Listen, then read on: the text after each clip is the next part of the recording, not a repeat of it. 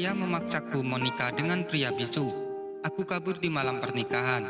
4 tahun kemudian, saat pulang ke rumah, aku pun menangis.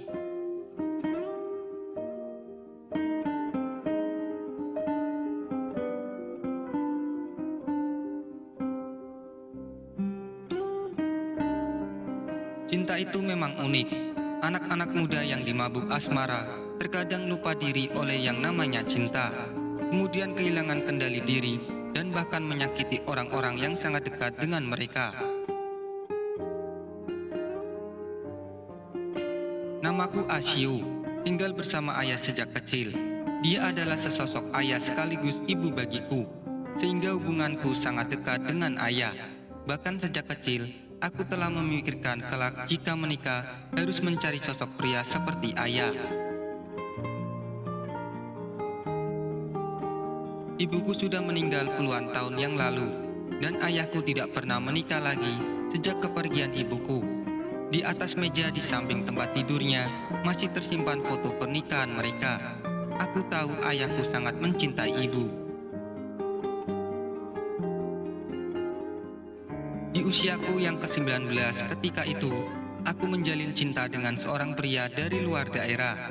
Orangnya baik dan gagah juga humoris. Setiap hari selalu menghiburku dengan canda ceria yang lucu.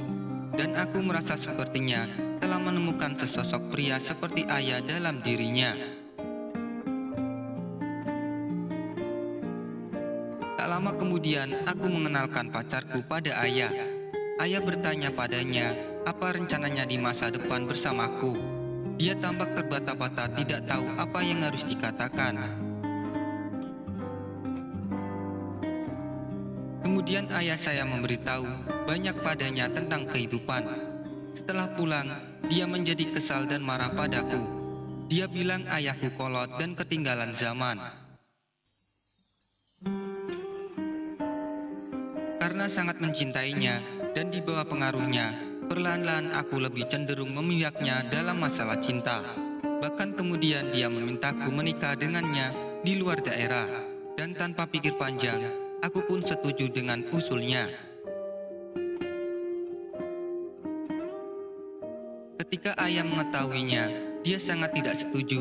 Dia mengancam tidak akan mengakuiku sebagai anaknya jika aku nekat pergi dengannya. Ayah bilang pacarku itu tidak benar-benar tulus terhadapku, memintaku harus berpikir jernih. Hingga akhirnya, aku pun putus dengan pacarku. Bukan karena pacarku, tapi aku dikurung tidak boleh keluar oleh ayahku. Setelah putus, hubunganku dengan ayah berubah drastis. Aku mulai membencinya, karena aku merasa dia telah menghancurkan cintaku. 2 tahun kemudian, ayah membawa seorang pria bernama Awei, anak dari keluarga penolongnya, dan memintaku jalan bersamanya. Awei terlihat sangat pemalu.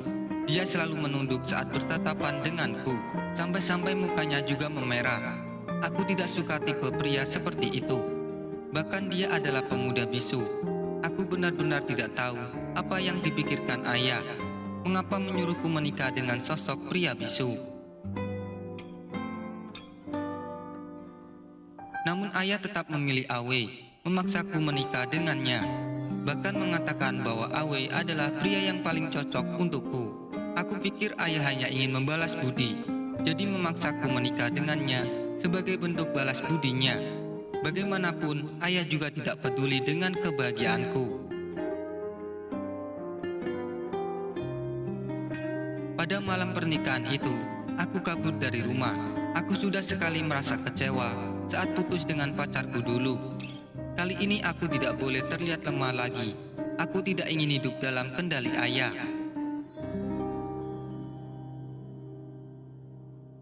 Empat tahun lamanya, aku kabur dari rumah sejak malam pernikahan itu. Dan selama 4 tahun itu, aku tidak pernah menghubungi ayah, juga tidak pernah pulang ke rumah.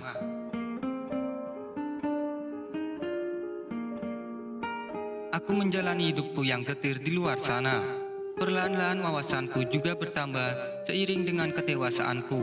Dan rasa benci terhadap ayahku juga tidak terlalu dalam lagi. Malam itu aku bermimpi tentang ayah lagi. Dalam mimpi itu, ayah memanggilku pulang. Dan saat bangun, bantalku tampak basah oleh air mataku. Akhirnya aku memutuskan untuk pulang. Keesokan paginya, aku naik pesawat pertama untuk pulang. Perasaanku tak menentu sesampainya di kampung halaman. 4 tahun lamanya aku tak pernah menginjakkan kakiku lagi di kampung halamanku. Aku merasa asing sekaligus akrab melihat suasana kampung kelahiranku. Tiba-tiba aku merasakan kesedihan yang tak bisa kulukiskan dengan kata-kata. Entah apakah ayah baik-baik saja selama ini, apakah keluarga di rumah baik-baik saja. Perasaanku berkecamuk tak menentu. Halaman rumahku tampak sunyi dan terlihat sangat bersih dengan deretan bunga-bunga yang tak pernah kulihat sebelumnya. Perasaanku agak lega setelah melihat suasana itu. Setidaknya tidak terjadi hal-hal yang tidak diharapkan dan masih ada orang di rumah. Aku melihat pintu rumah tidak tertutup rapat dan terdengar suara seorang pria yang terasa asing. "Ayah, apakah airnya panas? Beritahu aku ya, kalau panas, aku akan menambahkan air dingin." Perlahan aku mendorong pintu, dan pemandangan di depanku membuatku menangis seketika. Ternyata Awe, pria bisu yang kutinggalkan di malam pernikahan itu, sedang mencuci kaki ayahku. Aku melihat air mata ayah berlinang sambil berkata, "Awe, ayah minta maaf. Waktu itu ayah memang bermaksud menikahkan putriku dengan kamu untuk membalas budi kebaikan ayahmu. Tapi siapa sangka, takdir berkata lain. Selama 4 tahun ini kamu yang selalu merawat ayah yang lumpuh. Ayah benar-benar minta maaf." Aku bersandar di sisi pintu dan terisak menahan tangis. Ternyata ayahku dan ayah Awe adalah teman perjuangan semasa muda. Ayah Awe mengorbankan dirinya demi menyelamatkan ayah ketika melaksanakan sebuah misi ketika itu. Awe yang mengetahui hal itu merasa sangat terpukul dan tidak bisa menerimanya, hingga akhirnya ia menjadi bisu. 18 tahun kemudian, ayah kehilangan dompetnya di jalan. Kebetulan Awe yang menemukan dompet itu dan berdiri di sana menunggu orang yang merasa kehilangan dompet itu kembali ke tempat itu. Saat itu ayah merasa sangat familiar dengan sosok pemuda di depannya. Tak lama kemudian baru ingat Awe adalah putra dari kawan seperjuangannya. Setelah itu, ayah membawa Awe pulang. Ayah tahu persis Awe adalah sosok pria yang baik dan dapat dipercaya. Karena itulah ayah memintaku menikah dengannya. Setelah aku kabur dari malam pernikahan itu, ayah marah-marah dan jatuh stroke. Saking emosinya ketika itu. Pada saat itu, tidak ada anggota keluarga lain di rumah. Awe yang cemas dan panik juga tidak bisa berbicara itu, berusaha keras untuk berteriak. Dan siapa sangka, mungkin karena saking paniknya, tiba-tiba saja dia bisa berteriak tolong. Dan sejak itu, dia pun tidak bisu lagi.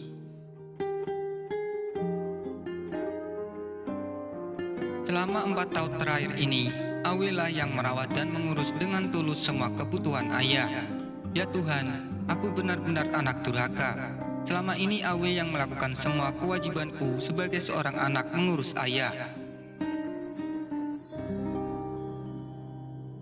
Berpikir sampai di situ, aku menutup mulutku sambil menahan tangis yang tak kuasa aku bendung lagi. Aku telah menyia-nyiakan sesosok pria baik seperti Awe dan salah memahami maksud baik ayah ketika itu. Aku benar-benar bodoh. Sekarang aku pulang dan tidak tahu apakah Awe masih bisa menerima diriku yang sekarang merasa sangat menyesal, dan apakah ayah akan memaafkan aku. Cinta kasih ayah bagaikan gunung. Lika-liku hidup yang mereka alami jauh lebih banyak daripada kita. Anak-anaknya lebih banyak memahami daripada kita dan lebih akurat dalam menilai seseorang daripada kita. Mungkin ada kalanya cara penyampaian mereka membuat kamu merasa kesal. Tetapi yang pasti orang tua kita tidak akan pernah menyakiti kita, anaknya.